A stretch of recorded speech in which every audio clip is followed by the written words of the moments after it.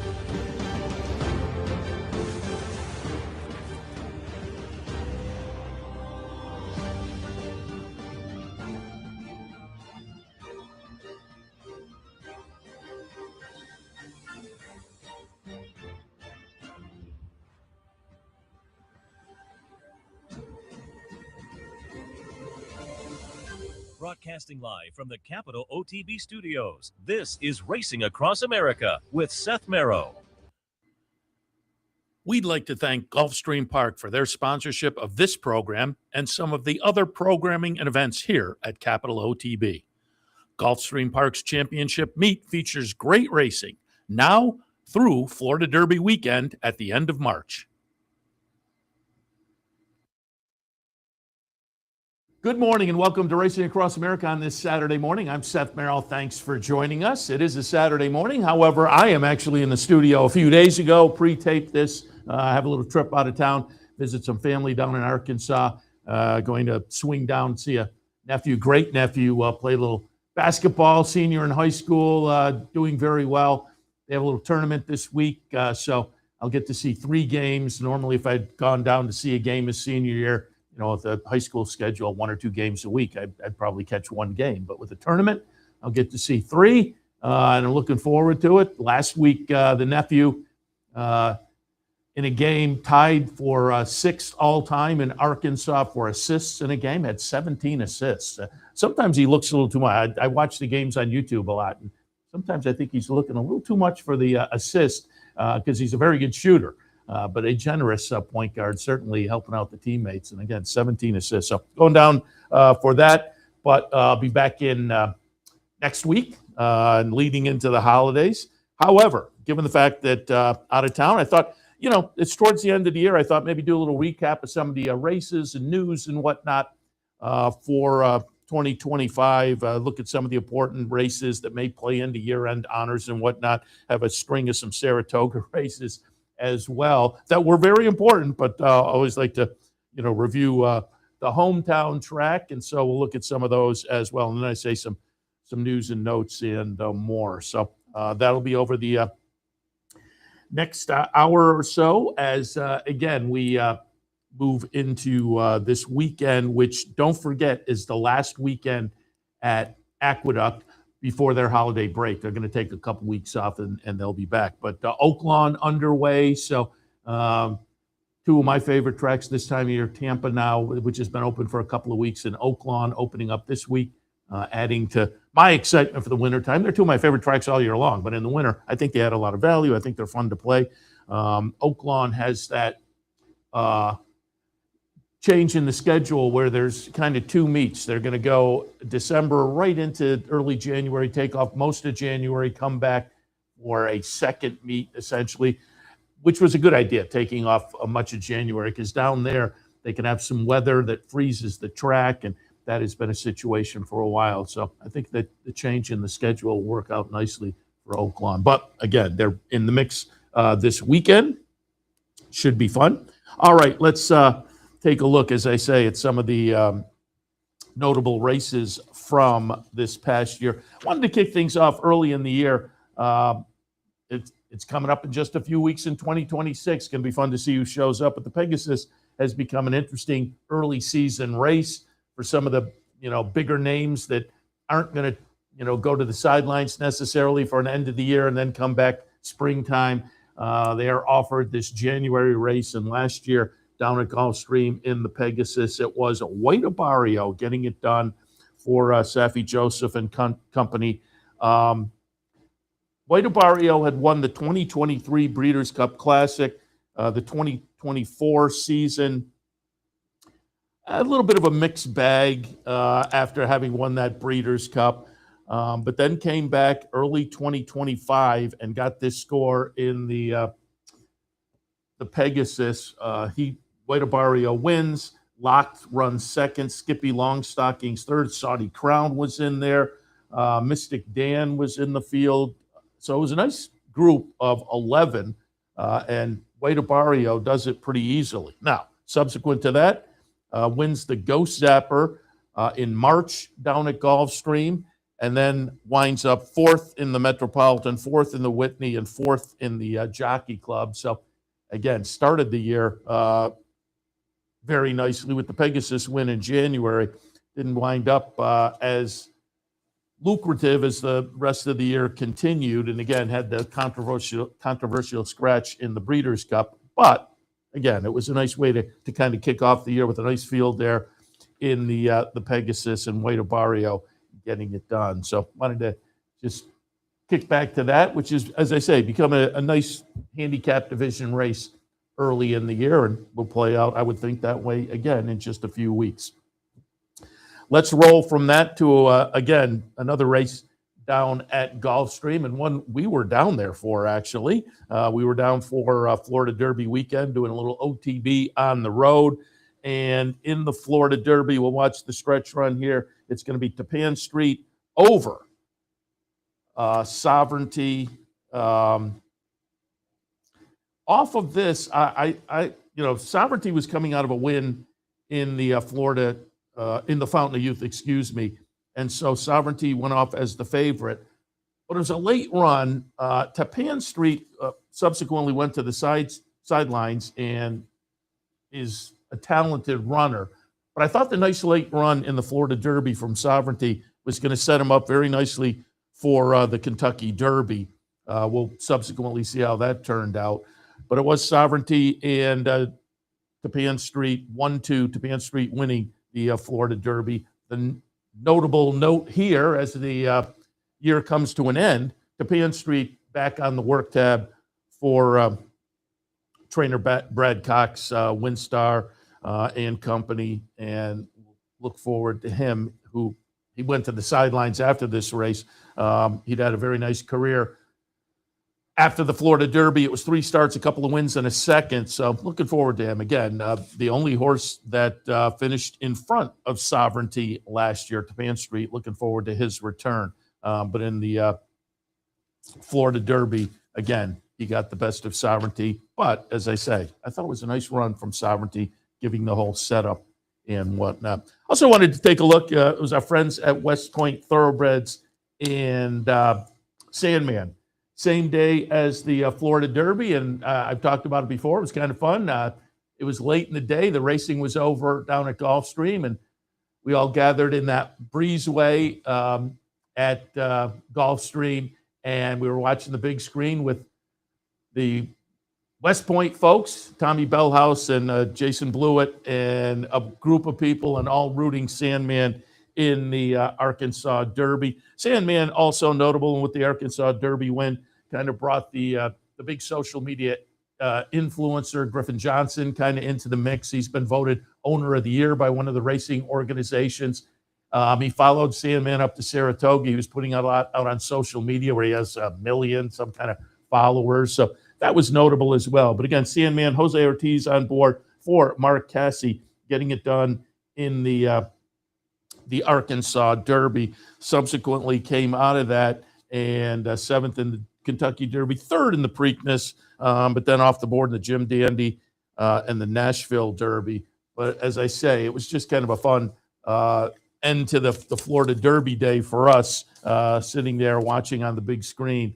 Our friends at West Point and company, as I say, getting it done in the Arkansas Derby, one of the early season 3-year-old stakes leading into the Kentucky Derby.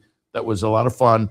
And as I say, that social influencer, I think, brought some new eyeballs to the sport. Some people kind of have boo-hooed and when he was elected owner of the year. I kind of get it, but again, it's a guy who I think has only been good for racing. I don't know whether it's a huge metric, but I think he has brought some new eyeballs to the sport. So again, that was part of the Sandman story as well with Griffin Johnson. All right, as mentioned earlier, Kentucky Derby, which saw Sovereignty versus Journalism. Sovereignty going to be the number 18, Journalism the number 8, and Baeza the number 21. Kind of 1, 2, 3 from this race throughout the end of the season on the 3-year-old scene, it seems like. But Sovereignty, as I said, I liked him coming out of that race in the Florida Derby. I thought it was going to set him up nicely, and I was very happy with the $17.96 Sovereignty paid. Junior Alvarado, Belmont, Sovereignty getting it done over Journalism by a neck over Baeza. So again, as I say, Kentucky Derby sets up Sovereignty as the top of the class, and he maintained that, proving very proficient at 1.25 miles throughout the year, starting in that Kentucky Derby win and continuing on. But it set up a nice season with Journalism as well. And Baeza, again, 1, 2, 3 on the 3-year-old scene, it seemed like, throughout the year, and kind of kicked that off in the Kentucky Derby. We'll also watch the Preakness because that's going to set up a little bit later, Sovereignty and Journalism. Preakness was a skip for Sovereignty, which was again a little bit controversial, but Sovereignty sits on the sidelines for the Preakness. Journalism, no. Journalism is going to win.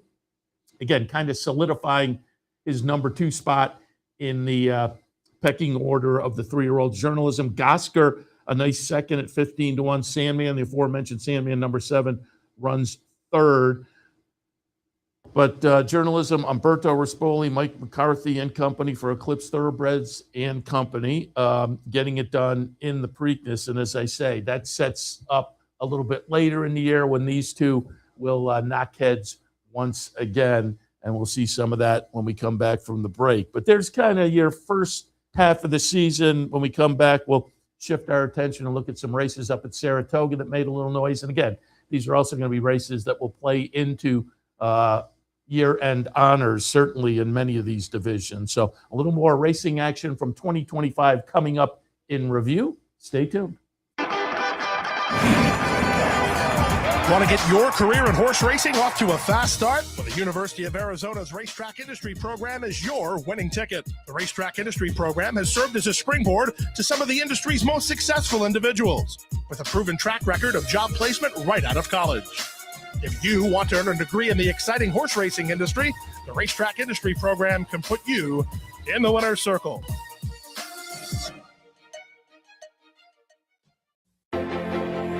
The championship season is on at Gulfstream Park with great horse racing action Thursday through Sunday. Come out and enjoy the world's best horses, trainers, and jockeys as they compete over the Hallandale Beach Oval all season long. Take your experience up a notch and join us in 10 Palms Restaurant with unbeatable track views, outstanding dining, and convenient wagering options. For reservations, event schedules, tickets, and more, head to GulfstreamPark.com.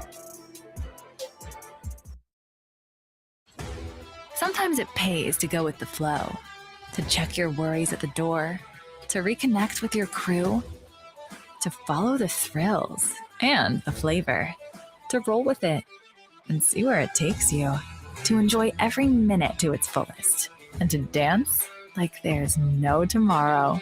You can do that here at Rivers Casino and Resort Schenectady, where the good times flow. Welcome back to Racing Across America. Seth Merrow in the studio again. We take this a little earlier this week as I am out of town, but using the time to recap some of the major races from 2025, and they'll play into Eclipse Awards, but they're also just kind of fun to go back and look at. A lot of the ones I picked are 3-year-olds, including the Belmont Stakes, which was up here at Saratoga this year. Being at Saratoga, it was 1.25 miles, but it also features another showdown between the Derby winner, Sovereignty and the Preakness winner, Journalism, and we'll watch the stretch run of the Belmont, where it will be Sovereignty, getting it done pretty easily. The chart margin winds up to be 3 lengths. I was really happy with the price in the Derby with Sovereignty, but I thought $7 in the Belmont was okay as well. The favorite was actually Journalism at 2-1.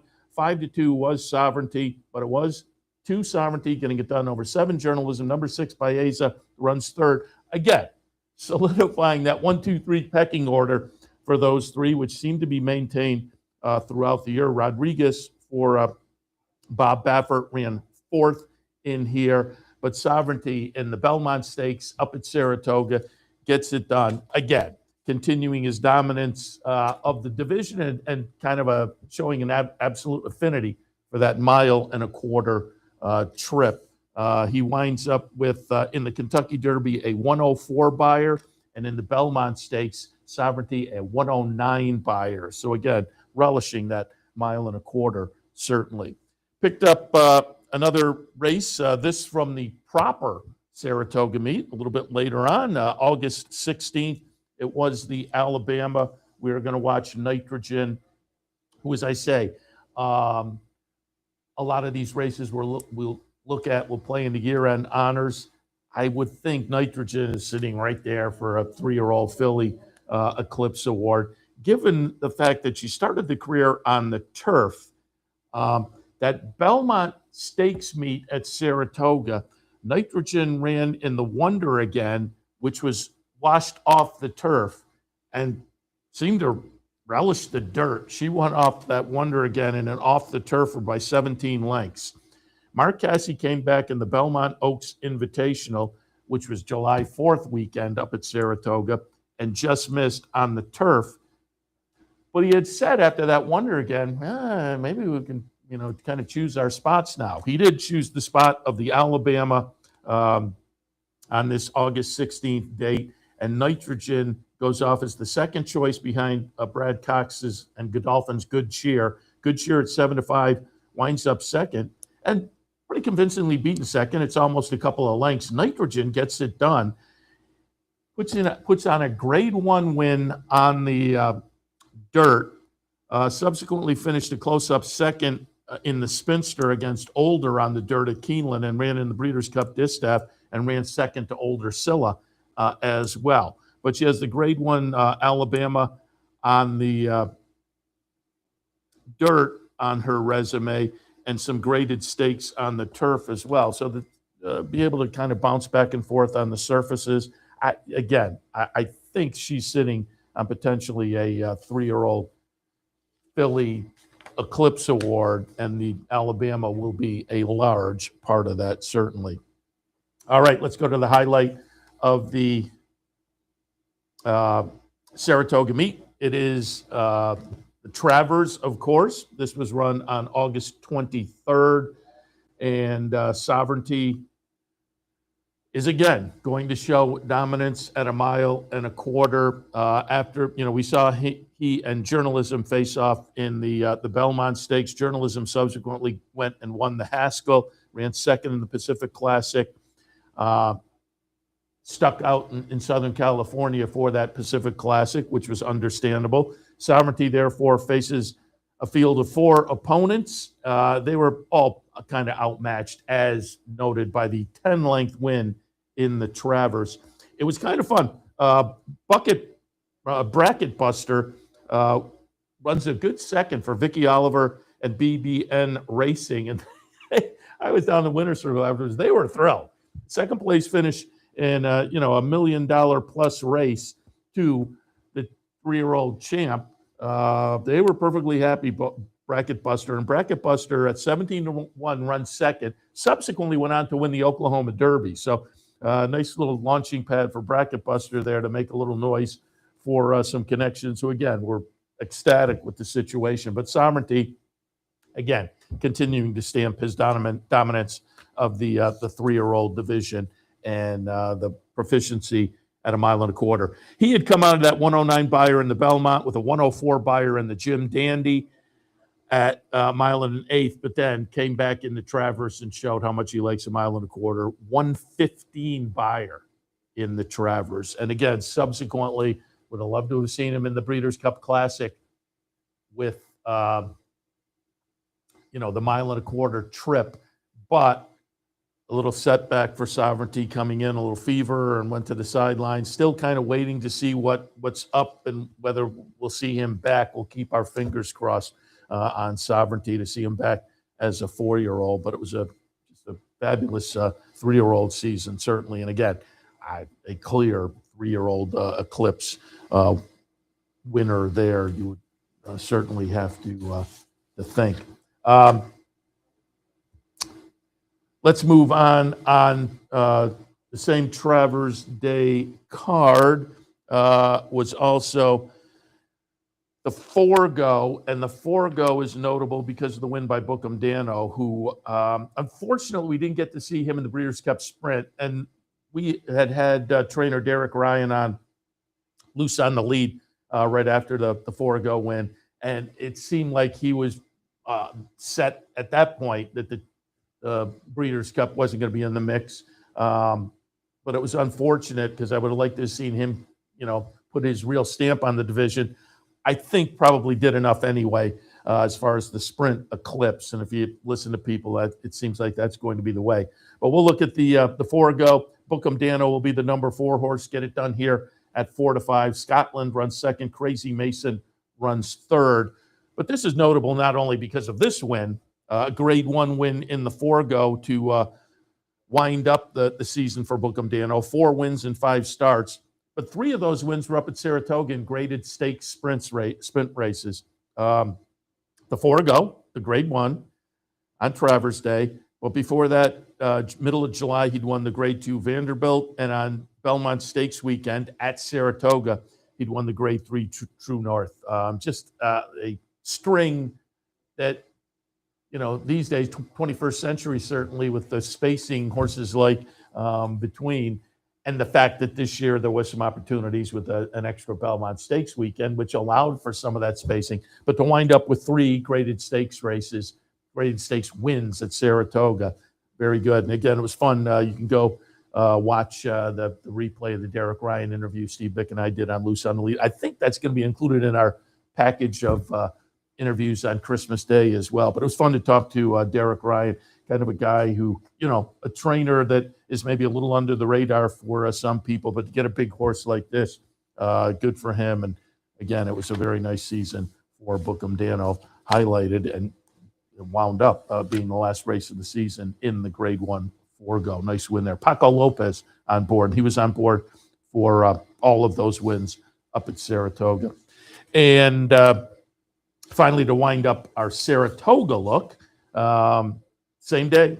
It was Travers Day on the undercard, Personal Ensign, and it will be number 7, Torpedo Anna at 75 cents to the dollar, getting it done. Number 4, Darth Vader will run second. Leslie's Rose runs third. Randomized runs 6th in here. Very good horse for Chad Brown, but on that day, struggled a little bit after having set some early fractions. But Torpedo Anna gets it done under Brian Hernandez and gets it done barely over Darth Vader. It was a chart margin is a nose, but does get it done. And that wound up to be the last win of the season. Subsequently, Torpedo Anna went into the Spinster. Brian Hernandez on the sidelines with an injury. Flavien Prat was on board in the Spinster and wound up 4th in there. Ken McPeak came out of that and said, I think we've done enough with her. And Ken McPeak was really generous with the horse. She became a fan favorite. Part of that was the McPeak. Hey, the workout's going to be for the last couple of seasons up at Saratoga. Workout should be on the track at this time tomorrow up Oklahoma. Come see her. After he announced the retirement after the Spinster, closing day at Keeneland, walked her through the paddock for the fans, and then the next day, opening day at Churchill, walked her through the paddock for the fans. And again, she was a fan favorite, deservedly so, already with an Eclipse Award under the belt. But I think she's probably done enough with the win in the Personal Ensign with a 100 buyer figure earlier this year. She won the Grade 1 Apple Blossom as well. 4 wins and 6 starts with, again, a couple of nice grade ones on the resume. And the winner of the Breeders' Cup Distaff was Scylla. And I just don't think she's done enough. That was her only win this year. You know, if the Breeders' Cup is an exclamation point on the season, then you can make the case that that's the tipping point if you're weighing horses. But with the only that win, Scylla's a nice horse, and it was a nice front-end win for Belmont in the Breeders' Cup. But she probably hadn't done enough. So Torpedo Anna probably picks up another Eclipse Award this year as the older female. And finally, let's take a look on our review at highlight of the year with the Breeders' Cup Classic on November 1st at Del Mar. And it's going to be Forever Young, who, interesting season for Forever Young. This was the 4th start and the 3rd win, so a very light season. Came back from an April layoff to win a stakes race in Japan on October 1st, and then second start off a long layoff, comes and wins the Breeders' Cup Classic and looks pretty good doing it. Sierra Leone makes a run. Forever Young got I think a little bit of a better trip, and Forever Young getting it done by a chart margin of half a length over Sierra Leone. Number 1, Fierceness runs 3rd. Number 9, Journalism, 4th in there. Baeza was 6th. So it was a nice field in here. But Forever Young getting it done and kind of, validating what he did in the United States last year with the 3rd in the Kentucky Derby and the 3rd in the Breeders' Cup Classic. Everybody was waiting for this horse to kind of step forward as the Japanese runners over the past, 3 years now, have gone internationally and done very well, and Forever Young just adds to that. Now, with the light campaign and the only United States win being the Breeders' Cup Classic, by default, I'm kind of feeling like maybe Sovereignty winds up with the Horse of the Year in here, even though sitting on the sidelines on Breeders' Cup weekend. But as I say, I'm not sure for a lot of people there's going to be enough there for Forever Young to pull the trigger for the United States Horse of the Year. It was a nice performance, certainly, and he is a fabulous horse. Forever Young, 13 starts, 10 wins. But is it enough, the 4-start season and only 1 win in the United States? We'll see. He had started the season with a win in the Saudi Cup, then 3rd in the Dubai World Cup, won that prep race in Japan, and then wins the Breeders' Cup. As I say, I don't think, but we'll see what the voters decide as far as the Eclipse Award. But I'm guessing Sovereignty with his campaign probably does get it done. A Kentucky Derby win, a Belmont win, a Travers win. Pretty solid season for Sovereignty. So we'll see when all is said and done with the voting for the Eclipse Awards. I would have guessed the ballots will go out in the next couple of weeks along with past performances. And I will tell voters, hold on, watch those races opening day, that opening week at Santa Anita. It always, people post their ballots. It's like, wait, there's still some interesting races to be run. Hold your horses there, sports fans. But that'll be happening over the next couple of weeks as we get to the year end, and the year-end honors will be decided. It's going to be interesting. I think a lot of the categories seem settled, but there are a couple of categories that I think are far from settled. So it'll be fun to watch this year. All right, let's take another break. When we come back, we'll do some news and notes from 2025 as things are wrapping up for the season. Stay tuned. Back in a couple. Want to get your career in horse racing off to a fast start? Well, the University of Arizona's Racetrack Industry Program is your winning ticket. The Racetrack Industry Program has served as a springboard to some of the industry's most successful individuals, with a proven track record of job placement right out of college. If you want to earn a degree in the exciting horse racing industry, the Racetrack Industry Program can put you in the winner's circle.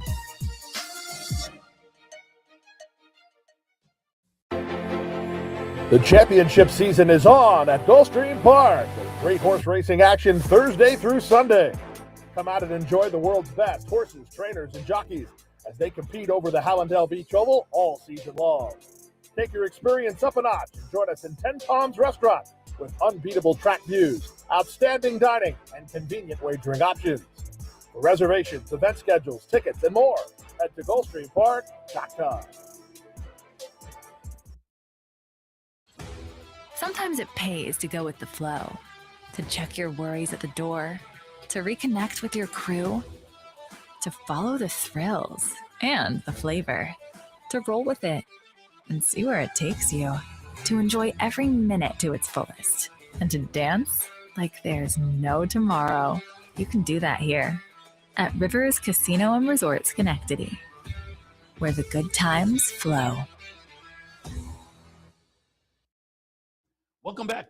Seth Merrow, racing across America on a Saturday morning. Again, pre-taped. I'm out of town this weekend. Be back in next week, certainly, and in through the holidays. Don't forget, if you're a New York fan, jump in this weekend because this wraps things up after this weekend, New York taking a holiday break. But as I mentioned earlier, Oaklawn in the mix, and we're a couple of weeks into Tampa, a couple of my favorite wintertime tracks. So there's still plenty of great action leading into the holidays and beyond. Going to hit on some news and notes here from the year of 2025. And one of the things that's going to be a lot of fun to watch going forward over the next couple of weeks through the end of the year is the jockey battle for earnings. And it was noted, about a week ago now, maybe, Irad Ortiz had a win down at Gulfstream that gave him the record annual earnings mark of just over $39,000. And it was noted then,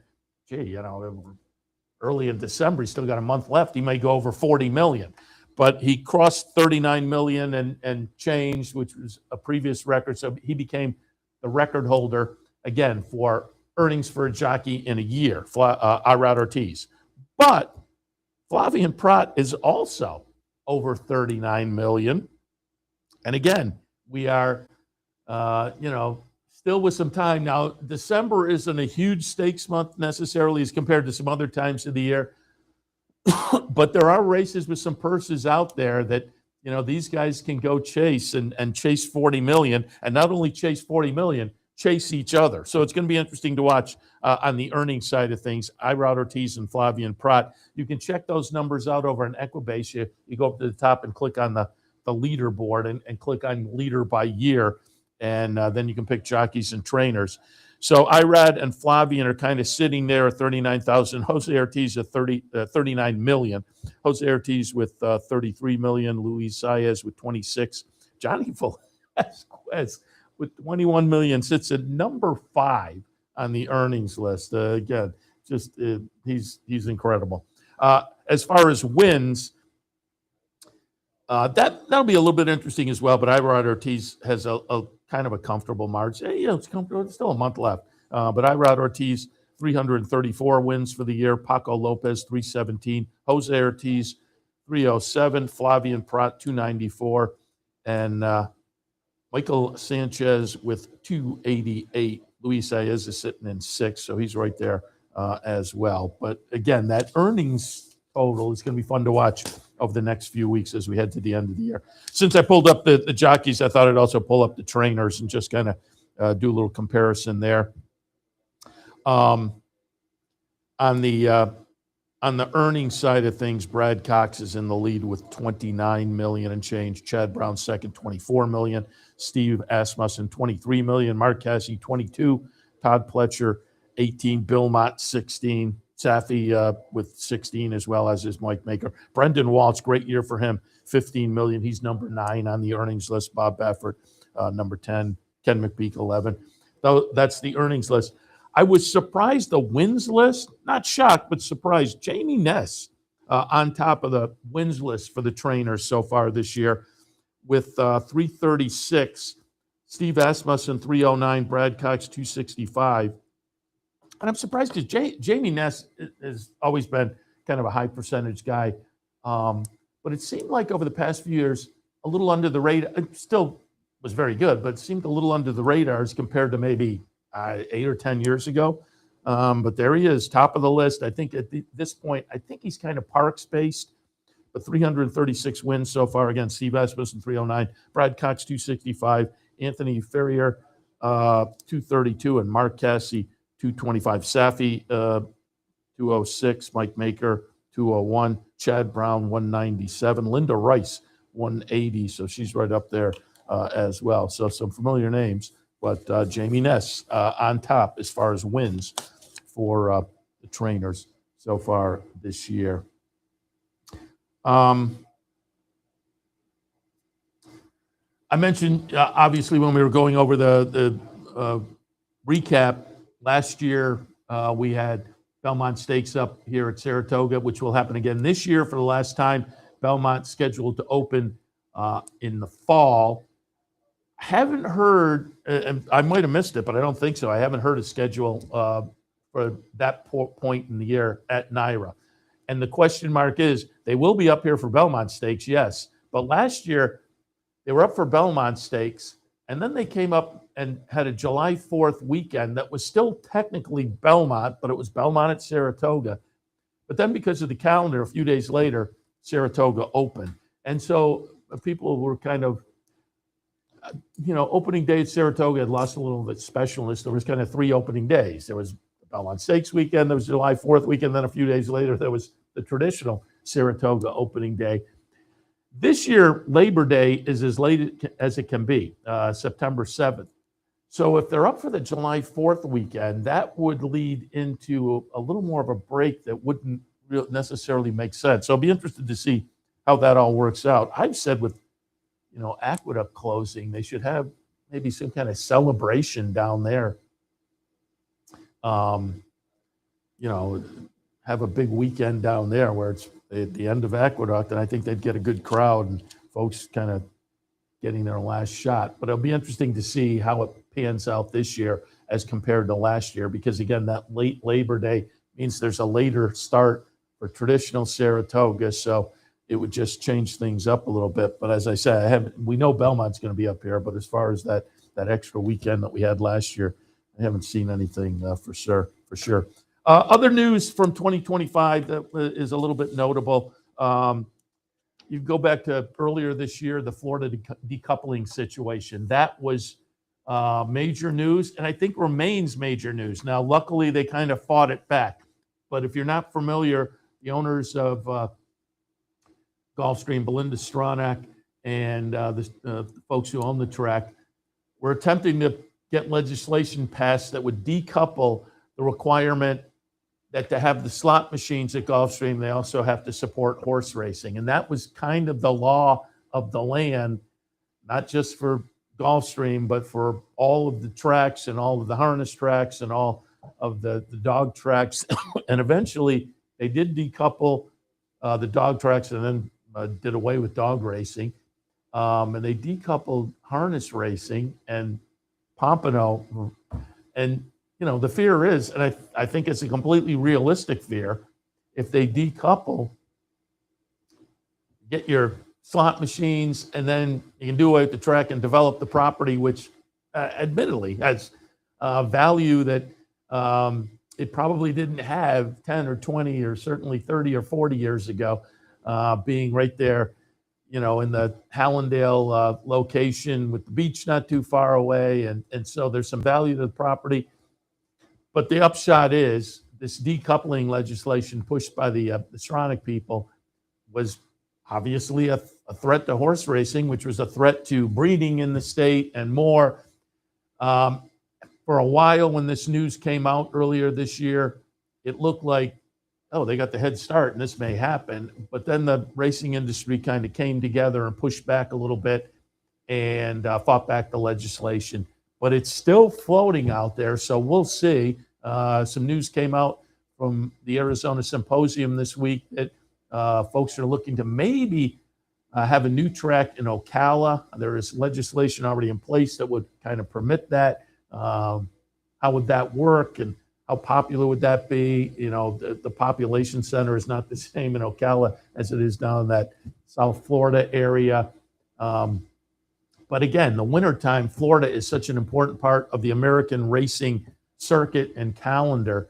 We'll see how that all works out. But that was an important news issue earlier this year and continues And part of that is just looking at the overall scene in America, which has bright spots, but also has some, threatening, thunderclouds, as it were, like in South Florida. But Southern California, Stronach owning Santa Anita, there's some concern there. Northern California no longer racing. Del Mar this summer, I think, did well. That was one of the bright spots.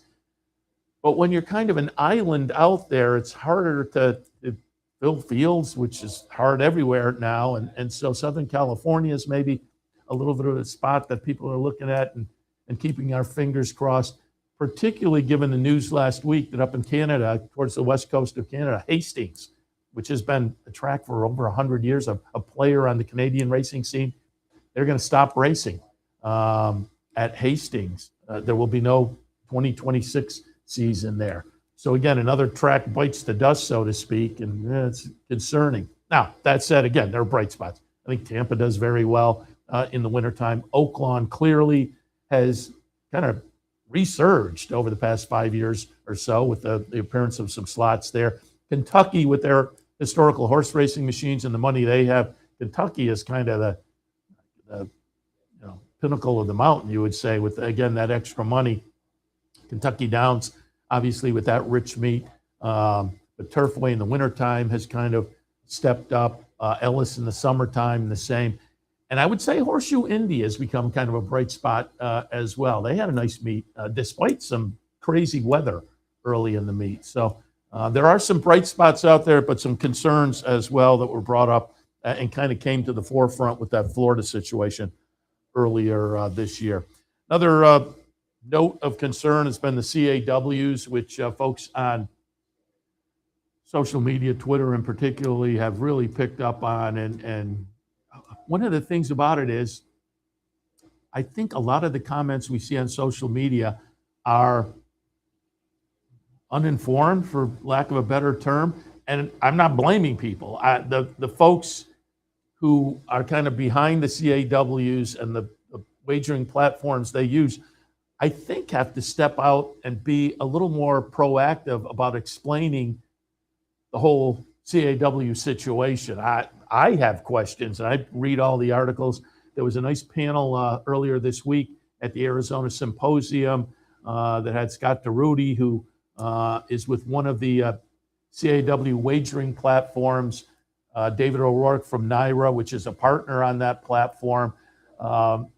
There was some answering of questions. Marshall Graham, who one of the smartest guys in racing, had comments that were maybe a little more from the better side perspective. And from Indiana Grand, Horseshoe Indy, they also had a representative out there talking a little bit about how they address some of these issues with the CAWs and whatnot. But it's interesting. The more I hear, the more I learn.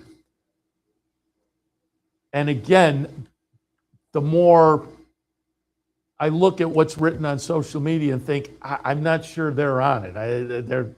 They're coming at this from a wrong angle. The more it's explained, not to say the CAW situation doesn't need to be addressed in some form, but I think to properly address it and to properly criticize, to maybe move towards better solutions, people have to be better informed. And part of that is these wagering platforms that are permitting the CAWs, I think, have to put some information out there. Scott DeRudy in the symposium panel last week said at one point they had randomly selected 31 races from Santa Anita last year, and in 11 of them, the CAWs had not won, whereas I think people on social media think they win every race.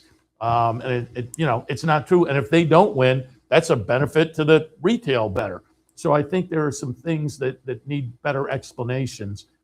And with a lot of bettors now looking at these CAWs and saying, I can't go against these guys, I'm stepping back, I think we need a better explanation from people. So that would be my recommendation for 2026 for the folks that have the information on these groups to be a little more transparent about it, so that, again, things can be addressed to maybe help level the playing field. David O'Rourke did note that in NYRA, within the next few weeks, they're going to start shutting off the CAWs 1 minute to post, which hopefully will help. And he said that they will then kind of look at that information and, maybe make changes down the road as well. But NYRA's been, as compared to other tracks anyway, has been a little more proactive about addressing it.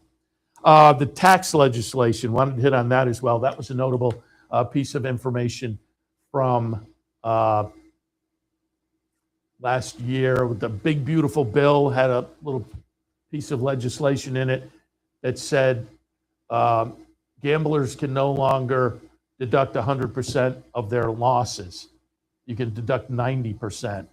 And to me, it's a complete head scratcher. And people who are far more plugged in than I, including Marshall Graham, he had a nice explanation yesterday on Steve Bick's show. He was on the panel, the symposium. But when I say yesterday, it would have been last Tuesday, if you want to pull up a replay. Marshall Graham was on with Steve Bick on the radio and talked a little bit about that tax legislation. And just kind of give some example numbers for big bettors, and this may not be something that's going to affect you or I or just the average kind of weekend player, but a lot of guys push money through the pools that keeps the whole thing liquid and going. And, for bettors that maybe push $1 million, let's say somebody puts $1 million in a year. They bet $1 million, and let's say they lose $1 million. So at the end of the year, they lose $1 million, they win $1 million. So at the end of the year, it's a wash. Well, it's not a wash as far as the IRS is concerned. You win $1 million, you lose $1 million, but out of the losses, you can only claim $900,000. So as a bettor, this person is broken even, but they have to pay taxes on $100,000. And as some of the folks have said, that just isn't sustainable for a lot of these players. And so if that tax law continues, you will see a lot of big players just step out of the game. And again, it's going to hurt the liquidity of the pool size, and it's going to touch everybody. Now, there have been proposed legislations to kind of address this, but at this point, they're still pending. Hopefully, early in 2026, we'll hit some of those and they'll be acted on. But again, you never know, fingers crossed. But again, that is something to watch because it's just, it would be unsustainable. And again, immediately when the legislation was passed, there was pushback, not just from horse racing, but obviously Las Vegas and casinos. This will hit any kind of gambling entity. And as I say, it's a head scratcher to begin with. Who came up with this idea? You win $1 million, you lose $1 million, so you break even, but you don't get to claim the entire, you can only claim the $900,000, so you have to pay taxes on $100,000 you didn't win. The concept is just kind of crazy. But again, we'll see what happens over the next month or so as far as that is concerned. And finally, just wanted to note the passing of trainer D. Wayne Lucas last year. Just amazing. In his 80s, he was still getting up on the horse every morning. He was for years and years a fixture at Saratoga, including in recent years in the morning on his horse. And a couple of years ago, thanks to our friend Tim Wilkin, he helped me get Wayne Lucas over to sit in with me. I've been trying to get him for a few years and hadn't been successful, but he came over and sat in on the backstretch up at Saratoga one morning. Great conversation with him. Again, that was a couple of summers back, but I pulled up stats from Wayne Lucas. Just under 5,000 victories in the career, 4,953 wins in the career, over $300 million in earnings. Hall of Fame in 1999. I mean, that's, like I say, he's still getting up on horses in the morning. Earlier this year, some 26 years after he was put in the Hall of Fame. Eclipse Award-winning trainer 1994, 1987, 86, 85, so 4 Eclipse Awards. As recently as 2024, he won the Preakness with Seize the Gray, so he gets a Triple Crown win just a couple of years ago. His first starters were in 1974, so 50 years after his first starter, he gets a Preakness. Again, just incredible. And you can pull up these stats on Equibase, and they're interesting. as I say, he won the Preakness, but you can go down list of Breeders' Cups he's won and whatnot. But you can also pull up on Equibase his top horses, and boy, you talk about a who's who. Top horses for trainer Wayne Lucas. Serena's Song, Steinland, Lady's Secret, Thunder Gulch, Tabasco Cat, Charismatic, Surfside, Open Mind, and on and on and on. So again, just a long and distinguished career for Wayne Lucas, and it was fun to have him around the track for that. Just I read also, got a fun story this past week. Gary Stevens bought his house in Hot Springs. Wayne had been based for a while down at Oaklawn in the winter, and I guess there'd been a few offers on the house, but Wayne's widow said, "Oh no, Gary, you deserve it." And so Gary Stevens was able to buy Wayne Lucas's house down in Hot Springs. So nice story there as well. All right, I'm going to come back one more segment, or there will be one more segment. If you're watching this show on Saturday, I will be back to take a look at some of the stakes action for this afternoon, because again, there's some nice stakes today on this Saturday. If you're watching on Sunday, it's our man Anthony Propst coming up next with League Lockdown. He'll take you through some of the NFL action that is coming up over the next few days. So again, stay tuned. All of that right after this. The 2025 Global Symposium on Racing. It's the premier networking event of the year. Connect with the who's who of racing. Collaborate face-to-face with key decision makers. Be a part of the international conversation. Discover the latest technology and innovation. Join us December 8th through 10th. Register at racingsymposium.com. Capital OTB is now streaming live on Roku. The RTN Racing channel on Roku lets you watch OTB TV live through your Roku device or your Amazon Fire Stick, rather than being limited to computers and mobile devices, which means you can now watch OTB live wherever you are. Simply open Roku, scroll to find the RTN channel, then click on OTB TV. OTB TV on Roku. Try it now. The championship season is on at Gulfstream Park. Great horse racing action Thursday through Sunday. Come out and enjoy the world's best horses, trainers, and jockeys as they compete over the Hallandale Beach Oval all season long. Take your experience up a notch and join us in 10 Palms Restaurant with unbeatable track views, outstanding dining, and convenient wagering options. For reservations, event schedules, tickets, and more, head to GulfstreamPark.com.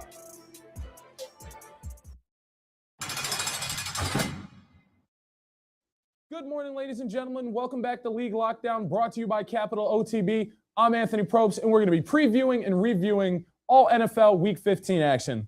Reviewing first, starting with Thursday Night Football, the Atlanta Falcons pulled off the time-expiring win over Baker Mayfield and the Tampa Bay Bucks, 29-28.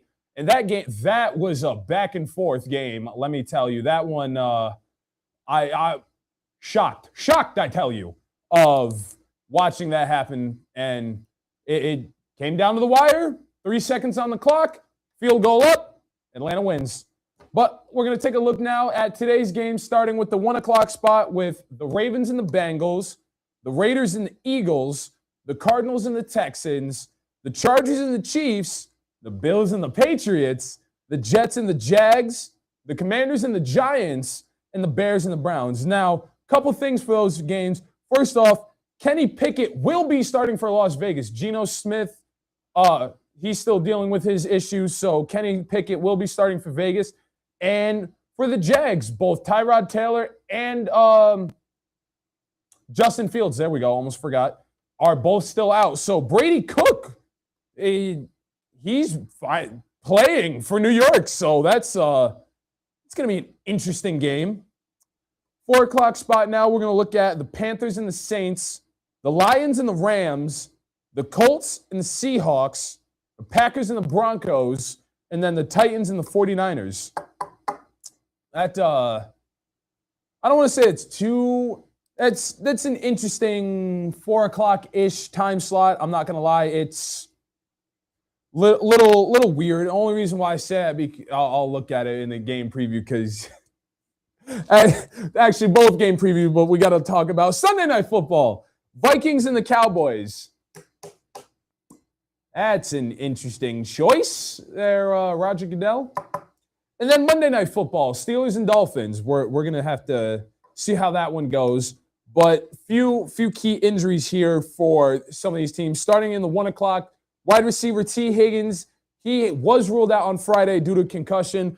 So with it being 2 weeks ago of the Ravens not being able to stop the returning Joe Burrow and that offense, is Jamar Chase going to be that key factor that still holds out the Ravens with now T. Higgins being out and Joe Burrow going to shut them down, their offense? Or can Lamar Jackson and the Ravens pull out the 1-1 tiebreaker upset? We're going to have to look at Cleveland. Tight end David Njoku and running back Dylan Sampson both ruled out also on Friday. So Chicago, we're going to see how that one goes because Myles Garrett is still there. Myles Garrett on defense for Cleveland is still in. And Shedeur, the team itself has been kind of iffy, but Shedeur Sanders has been lighting up the gridiron in the past few weeks, and he will be starting the rest of the year. So let's see if Cleveland can make something up. At third, Steelers. Wednesday, T.J. Watt had suffered a partial lung collapse and had surgery early Thursday morning, so he is out for Monday against Miami, but they've already said he will be back later this season at some point. How that one works, your guess is as good as mine personally. I say he should have taken the rest of the year off. Worry about his health first, but hey, that's what these guys do. They're tough ones, I'm not going to lie. And then Eagles, Jalen Carter also ruled out with shoulder injuries and shoulder issues on Friday. So Philly, we'll have to see how that goes because after Monday night against the Chargers on watching they held that one on not only normal TV but Disney Plus as well. And they did a whole Monsters, Inc. thing. And watching a bobbleheaded version of Jalen Hurts get picked off 4 times, twice by Sully, the big blue monster from Monsters, Inc., that was hilarious. If you missed that, I am so sorry. But that was top tier, the top 5 funniest things that have happened this season.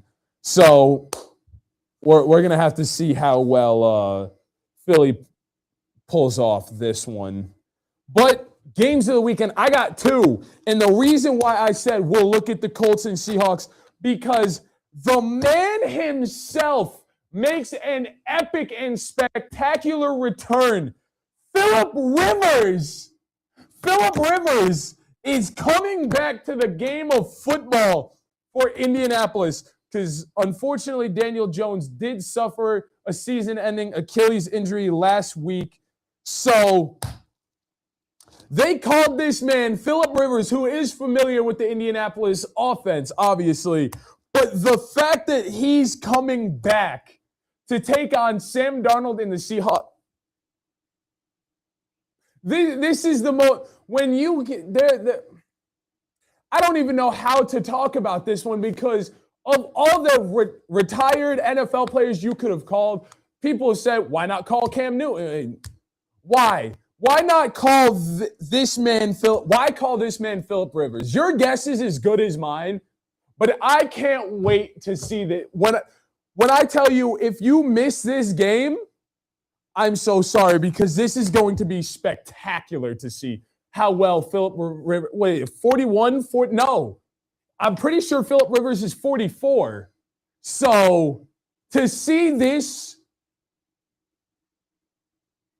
spectacle, this monumentous occasion, this I don't even how would you, this is like those how would you say it? This is one of those surprise entrance one of those surprise returns.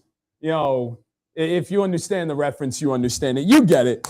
But this is a choice. This one was a choice. I'm not going to lie. But the other game of the weekend that we definitely need to have, honestly, all eyes on, Bills and Patriots. Now, the reason why I specifically chose the Bills and the Patriots, because, again, the Patriots have not lost since week 2. It is week 15.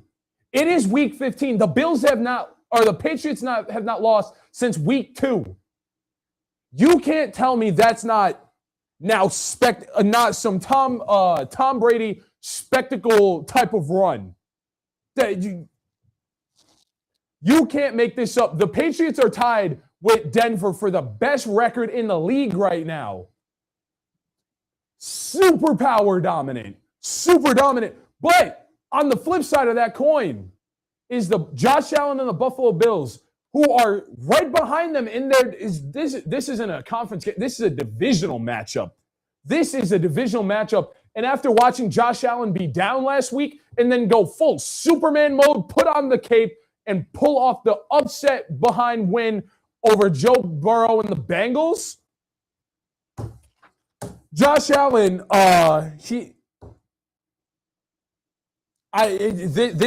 this is going to be the highlight game of the weekend. Highlight game of the weekend. There's no other game that's going, again, besides Colts and Seahawks, that's going to put a pedestal above this game. And Josh Allen just had some great news in his personal life this week, so he's going to be even more fired up. But if you're fired up for this like I am, come right down here to 7-Eleven Central Avenue in Albany. Come watch this football action, this spectacle in our food and vendor partner, Black Bear. Come watch the horses. Come watch the football. Come watch it all. Come get some good eats. When I tell you, I say it every week, that the food at Black Bear is top tier. The Grizzly Burger, personally, in my opinion, is the best thing to ever bless this restaurant. So you want to see all the amazing horses, all this football goodness, and the delicious food, come right down here, 7-Eleven Central Avenue in Albany. But with that being said, ladies and gentlemen, we're bringing League Lockdown this week to a close. Thank you all for watching, and don't forget to stay locked in. We'd like to thank Gulfstream Park for their sponsorship of this program and some of the other programming and events here at Capital OTB. Gulfstream Park's championship meet features great racing now through Florida Derby weekend at the end of March. Watching OTB TV, a service of Capital Off-Track Betting.